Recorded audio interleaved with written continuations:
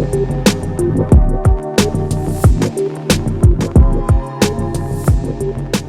I'm Pam Bailey. I am co-founder of More Than Our Crimes, which produces Voices Unlocked, a podcast in which we try to bring voices in federal prison out to the outside world so you can see the humanity behind bars. Our guest co-host today is Ray Dodd, who served 25 years in prison. But now he's a paralegal with the Washington Lawyers Committee, so he's able to really be an advocate for prison reform, but he's also an author. So Ray, you want to tell the audience a little bit about your book? Oh, sure. So my book is entitled Essays of My Journey Through Incarceration into Philosophy.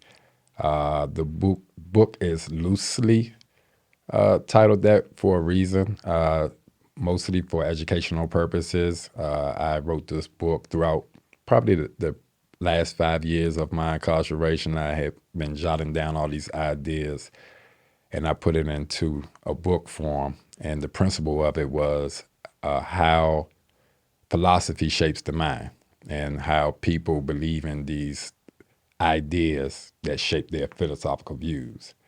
And so I just tried to loosely kind of pin it to incarceration spaces where people are in these spaces and whatever their surroundings and environment was, they subscribe to philosophically. And so sometimes it's good and sometimes it's bad, depending on where you are.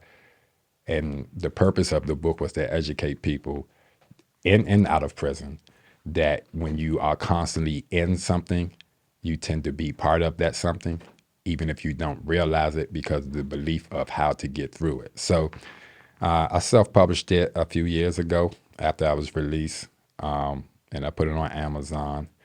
And yeah, it's just a teaching tool more than anything.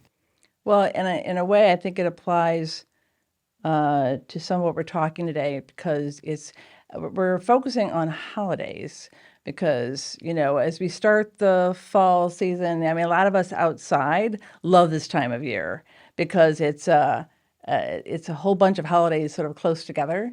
So you've got Halloween, you've got Thanksgiving, you've got Christmas, you have New Year's, and then of course on top of that, the birthdays and that kind of thing. So it got me thinking, we get excited, right? Because whether you really celebrate the holidays or not, it's time off work, So it's sort of a special time of year. But what does that really mean to people inside prison? Do holidays really mean anything? And so the person I interviewed this time, who's still inside prison about this subject, is named Larry Wayne LaFleur. He's currently incarcerated at the Sheridan Federal Prison in Oregon. And I wanted to start with, he's really an amazingly talented man, like actually most of the people I interview. I'm impressed by them. But Larry wrote a poem, and I asked him to read it himself. But he has a life sentence, a federal life sentence. So and at the federal level, there's not much of a chance other than compassionate release to reduce that. So he's been in 35 years so far. And as we think about holidays, you have to remember the context in which these people live. So let's listen to a little bit of his poem, and it reflects sort of his philosophy, like his mind frame right now. So let's take a listen. Slowly becoming numb. Basketball, weight pile. Handball, only fill time. The work, the hobbies, none of it quiets the mind. Days turn to weeks, and weeks turn to years, the first decade in. Death, parents, friends, grandparents. Birth, new life and new kin. People stop writing, meaningful contact is slim, first 15 years in. If not for the horrible dreams, would I know why I'm here? I've taken all the classes, stayed sobered and clean. Every single day is the same routine. Feel lost and forgotten, the second decade in. So, Ray, I'm wondering to what extent when you hear that poem, that's a poem from somebody who is seeing time pass by. And I think you also sort of hear increasingly is because in his poem that he has a sense that he's not getting out. And I don't know, did you ever feel like that? Your sentence was 18 years to life. Right.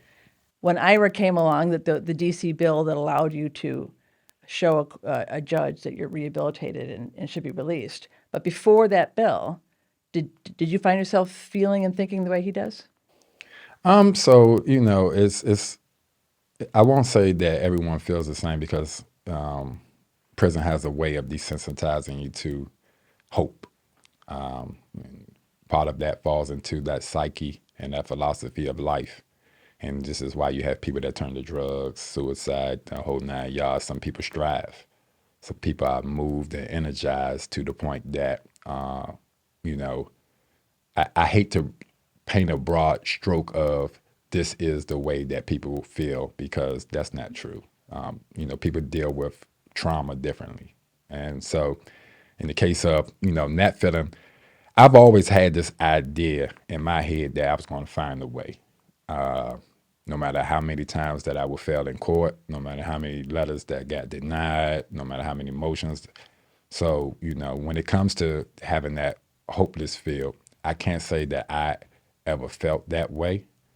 I have felt that it was going to probably take me forever. And what I use as a barometer of when I probably would be tapped out was when I felt like I wouldn't make it home before my immediate family passed away. Mm-hmm. And so that was kind of like my thought process to keep me pushing through. And so for these poems, when I hear these types of poems, it reminds me of people expressing their journey. And their journey is captured in a way that's unique to their circumstances. Like, for instance, some people have children and some don't.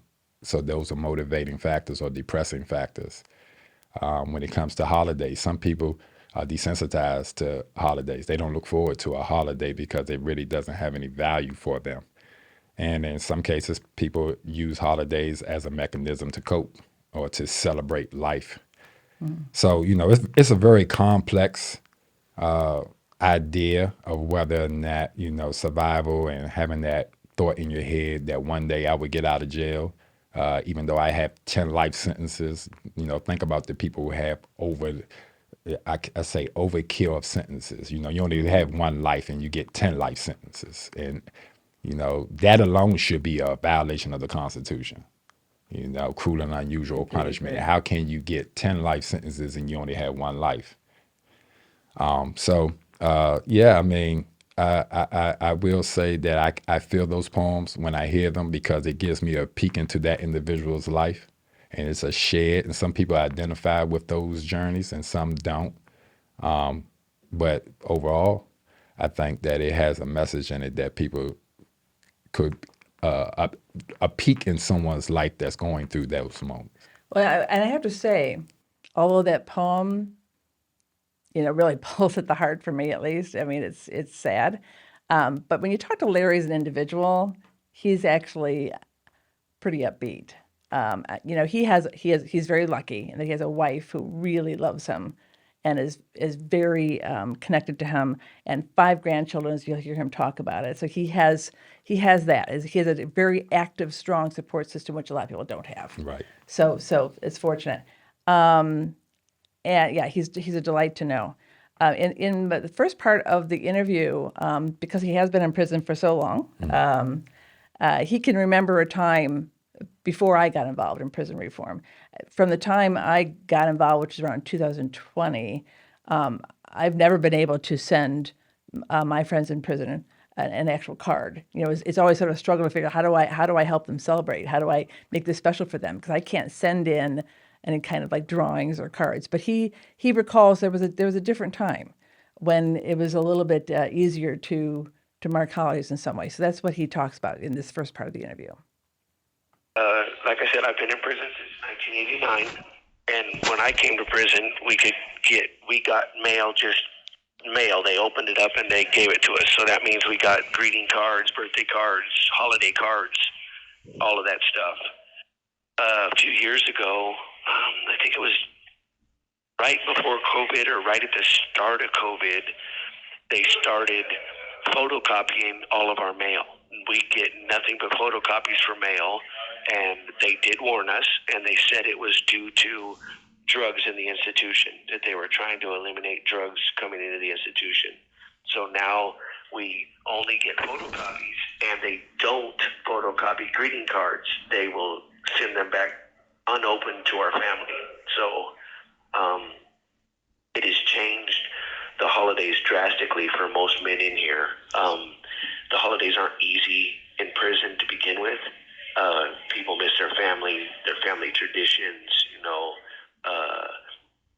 doing the holiday thing with people that they love. And in here, that was a sort of a little bit of a lifeline to help a little bit, and they took that away.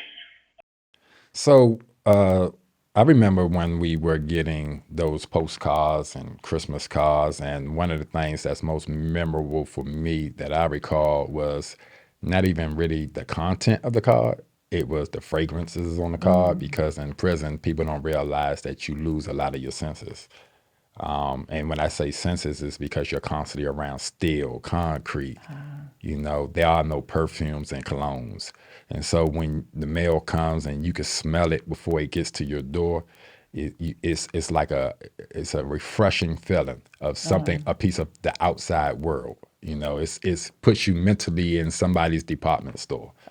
And so those were the memorable moments when we were receiving cards when I was in there. And then it transitioned and they started like photocopying and not allowing returning, which was probably like one of the worst things that they ever done, because when people are looking forward to loved ones and that connection to reach out to them, it's like a part of the incarceration that holds people together, that know that someone cares and keeps up with them, or at least checks on them, and they don't feel alone.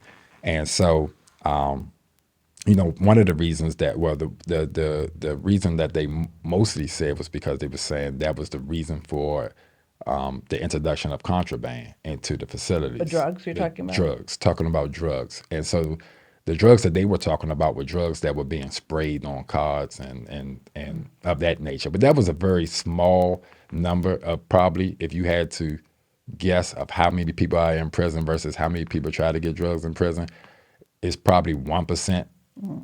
But because the 1% is frowned upon and looked upon as the reason behind whatever's going on in those facilities, the 99% were, penalized for it. And so it's got so bad that even with lawyers sending in legal stuff that has nothing to do with a card, they were doing the same approach.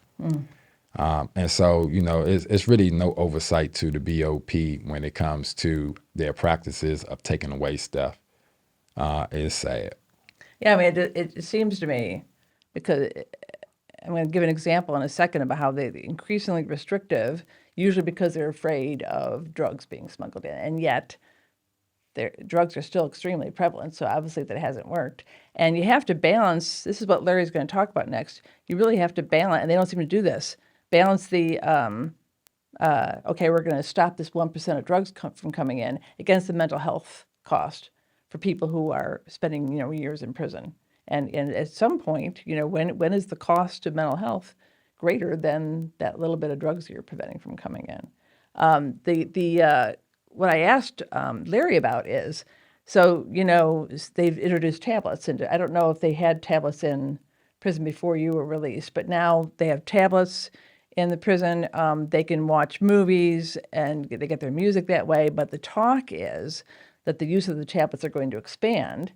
And one speculation, I don't know if it's real or not, but I suspect it might be, is because it's happening in some state prisons already. They're going to scan the mail into the tablets so that you're not actually getting any physical mail at all. It's just going to be something you read on your tablet. And I asked Larry about what he thought about that possibility and what effect that would have. I think that will be worse, honestly. So, like for me, I'm blessed. I have 5 grandchildren, and they write to me, and I cherish those, even though they're just photocopies of those. I cherish those photocopies of those letters I get, and even with the small amount of space I have to keep stuff, I usually keep stuff my grandbabies write to me, especially around the holidays. The hand-drawn turkey, the pumpkins and the leaves and whatever they draw. That is really special. So if they do go to the tablet, that would even take farther away from any long-lasting joy that I could get out of that. I know guys in here that haven't been locked up that long, and the holidays aren't hard for them. I've been locked up 35 years, and the holidays get harder and harder. You get more and more callous to not being able to enjoy family and friends, and then the administration trying to cook a good meal and act like, oh, you need to be in the holiday spirit because we gave you this really good meal, when, you know, one or two good meals a year doesn't make up for the rest of the year and what they... This call is from a federal prison. What they put us through on a daily basis to, you know, smile and then stand in the chow hall and tell you Merry Christmas or Happy Thanksgiving, when the other 360 days of the year, they're not really that attentive to what's going on or how you're feeling about any given thing. So when it comes to tablets, you know, I can see that it's evolved into, it would evolve into like contactless mail. And there goes the sniff and the smell of perfume and cologne. There goes, you know, being able to hang on your wall the picture that your kid sent you, or something that someone drew you, or, you know, it's incredible how desensitized that the system has got to feelings, or humanality, and you know that element that you can't replicate through a tablet. And so, you know, the downside to this, and they won't say this on the onslaught, but the downside is who's going to be responsible for downloading and copying all this stuff to make sure people get it, because they already screaming they short of staff. And so, you know, when you talk about that they transition from receiving mail to it's going to be sent through, that means now that you have probably one or two people in the mail room that's so going to be they're going to be tasked with opening, reading, because they scanning through these mails to make sure there's nothing that's inappropriate bins. Then they have to download it, upload it to a tablet of individuals that probably are around anywhere from 1,100 to 1,600 people in one institution. Mm-hmm. So you're talking about people not receiving mail possibly for months. And when they receive it, it's like it was Christmas when it was sent, but you get it in March or April, again, with no accountability because they say they sent it. So you know, it just doesn't make sense, the transitions that they're proposing, because it doesn't address anything, because even when they do that, they'll still have drugs in the institution. Mm-hmm. I mean, it's no secret that a lot of the staff is the main factors of people that bring it in. I hear. And so they can't blame it on the mail any longer. And in the end, you know, you're just another layer of detaching someone from society. Well, you know, what's crazy is, so I mentioned the state systems are already doing this. And so I write to a prisoner in New Mexico. And what I have to do is I have to mail anything I send him to Florida. There's actually a business. This is another way for somebody to make a dollar, right? There's a business that reads and scans. And then so anything I mail, even though he's in New Mexico, I have to mail to Florida. And then, as you said, it actually does result in delay. And then it goes from Florida to him in New Mexico. And so to me, that actually it's another way to make this prison industrial complex. Some other outfit that's now making money off the prisoners while they get, you know, this just sort of glowing images on the screen. So, yeah. I asked Larry next, you know, what holidays actually mean in prison. You know, to what extent can they and do they celebrate? And he addresses that directly. What they really mean in prison, fam, is just another day. That's the honest truth. It's just another day, and it means more than likely we'll get a good meal. They don't celebrate. We don't celebrate them. We don't make big deals about them. It's just another day. For most of us, it's a day we don't have to work. It's a good meal, and the quicker they're over, the better, because as the holiday season comes around, the depression level and people's moods uh, go way haywire, and it makes it a little bit tougher to deal with individuals, and people just get grouchier. So I like how Larry put in perspective that people are essentially disengaged with holidays, especially the longer that you have been in prison, because it's just another day. Especially when you are denied opportunities to have physical touch with your family, and in most cases, spend any type of good amount of length of time with your family. So like Larry was saying, is most people wake up knowing that they'll get a better meal, not necessarily a better meal that we would think of. It's this, okay, we'll get a turkey and cheese instead of bologna and cheese, or you might get a slice of pie. You might get some eggnog. It's something that's so minute that we out in society wouldn't look at as special, but for them, is in being in that space that anything is special. A stick of bubble gum is special.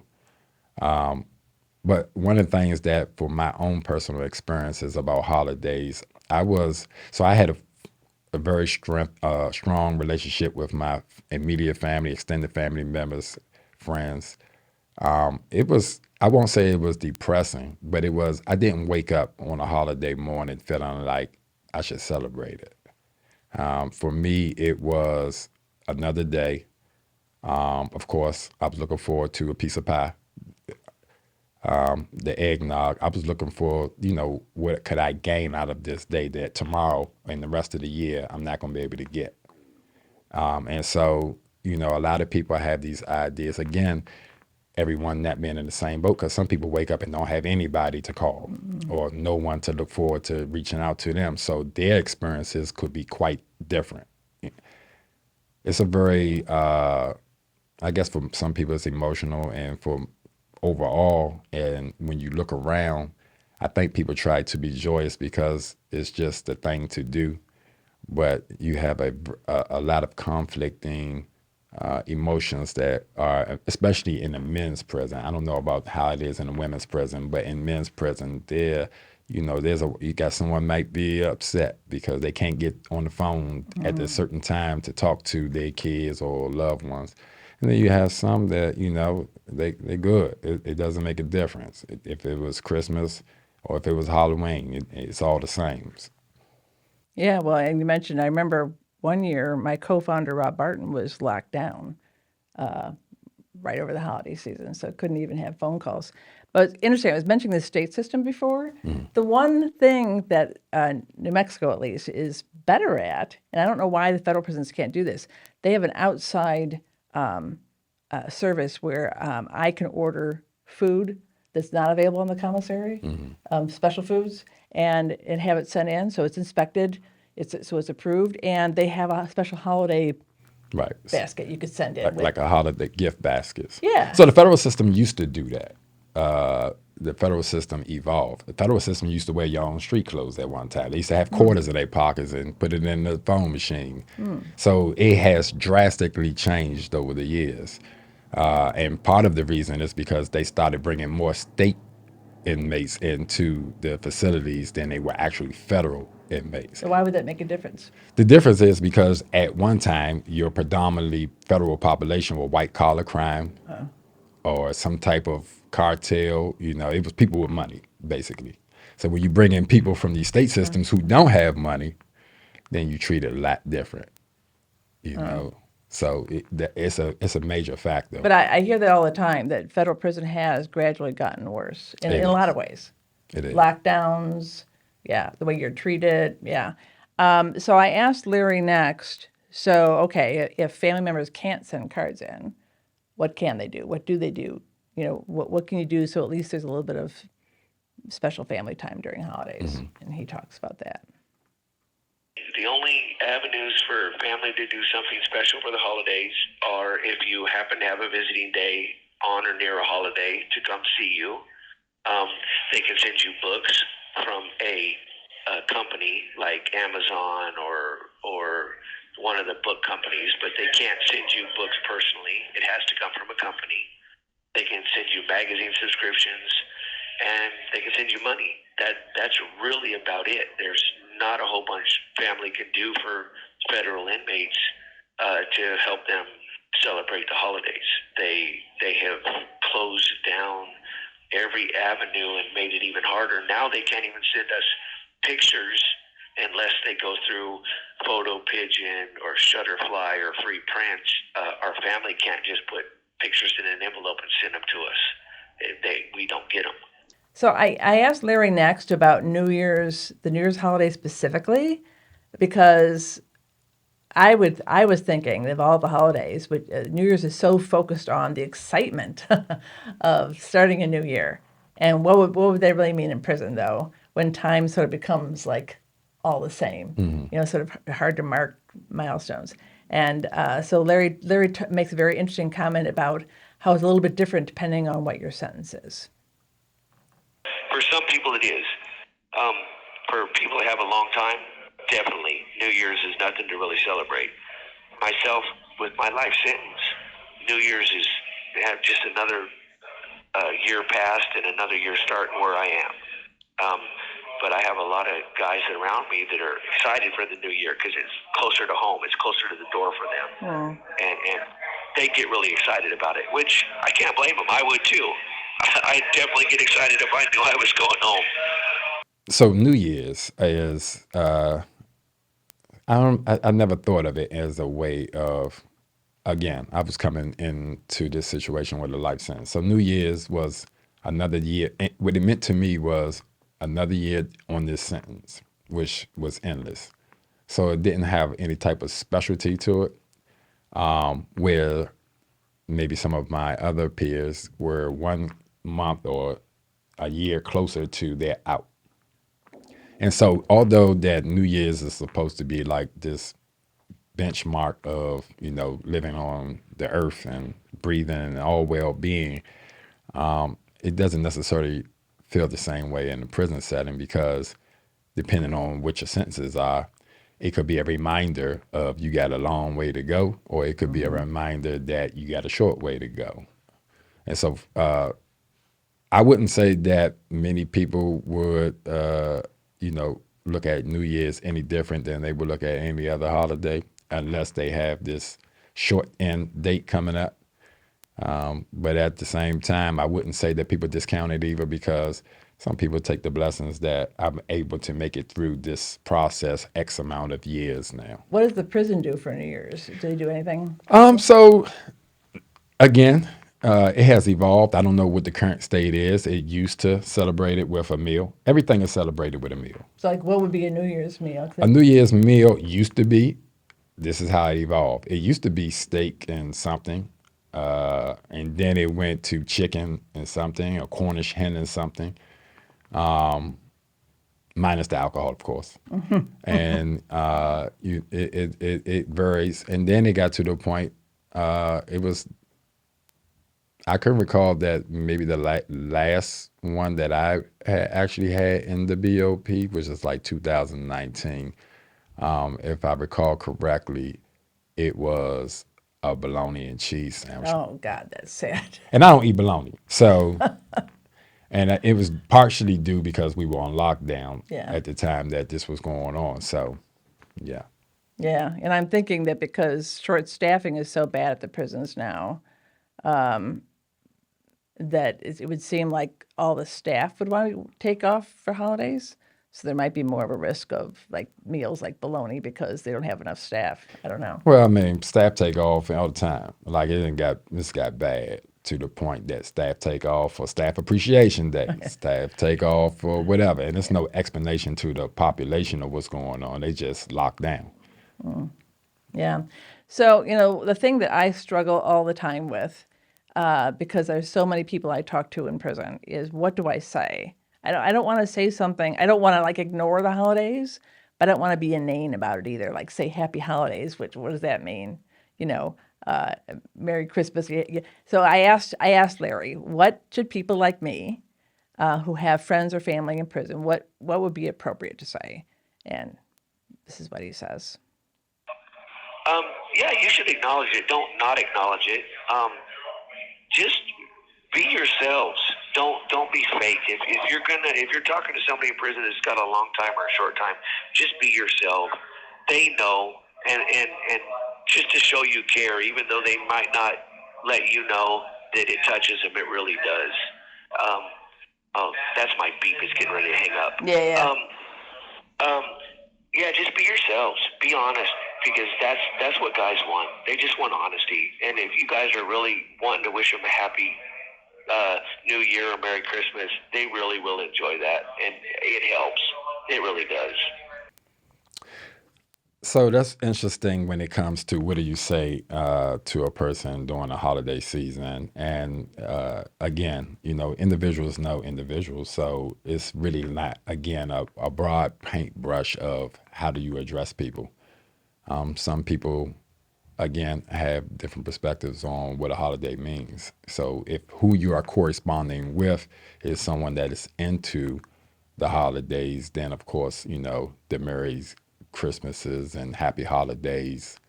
If someone who you correspond with is not necessarily into it, just to check in, like how you doing, how what does it mean? More of an inquisitive approach probably would be more helpful and impactful than just assuming that they're in a jolly old spirit.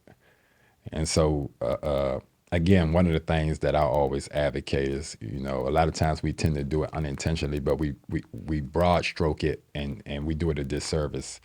When we do it, we should always individualize it to amplify a collective story. And that collective story is some people are happy, but some people are sad. So who do we negate in trying to highlight what it is when we should capture both because they are all in that same space. And sometimes happy and sad don't mix together, which comes to conflict. You might be too happy today while I'm too sad today. And what are you smiling for? And that leads to fights and chaos. And again, it's this philosophy of misery loves misery. Misery hates, happiness. And, it's sad, but it's part of that psyche. And, you can't control what everyone else does, but you can control what we do. So, my suggestion to anyone out there that, you know a loved one, you have family, friends, or you just correspond with people out of the kindness of your heart that, the check-in is always important. You don't just assume that because you're happy or you're in a holiday spirit that the person you're talking to is in a holiday spirit. Yeah, and what I do is I focus on the one theme that I think ties this fall, winter holiday season together is thankfulness. And I turn it around because I know that maybe they can't feel thankful for a lot, but I turn it around and say, as I think about what I'm thankful for, and this is true, I'm thankful for knowing them. I have to tell you that my correspondence with these individuals, everyone I've interviewed, I can truthfully say, has really added insight to my life, gives me inspiration. So many of them have shown amazing resilience that I sort of wonder if I could have. So it's an inspiration to me. That's usually what I do is I check in, but just reflect back that they are seen and heard. And I'm thinking about them on this day. I'm not just thinking about what's going on in my life. And that's what I found sort of resonates with them. And so I thought that what we do is try something special this year. And if you, our listeners, viewers, would like to also let the people in prison know that, hey, I don't know you personally, but I've been learning about you through this podcast, Voices Unlocked. I want you to know that I'm benefiting from these stories and you're seen and heard. You can send a message that you'd like to, well, actually, what maybe would be even better is send a message to info@morethanOurcrimes.org, and I'll sort of randomly choose somebody, tell you a little bit about them, and then you can craft sort of a personal message, and we'll send it in for you. I think that would be really great for the network, More Than Our Crimes Network, because I've been telling them about this podcast, and to let them know that people are listening and hearing and want to know more about you, that's why we try to interview a different person every time, would be really amazing. So I invite you to do that. Again, it's info@morethanourcrimes.org. And on that note, we will end this episode. I hope you will subscribe, follow, share it with your friends. Don't forget to like it. Yes, like it. Definitely do that. Thank Right. you.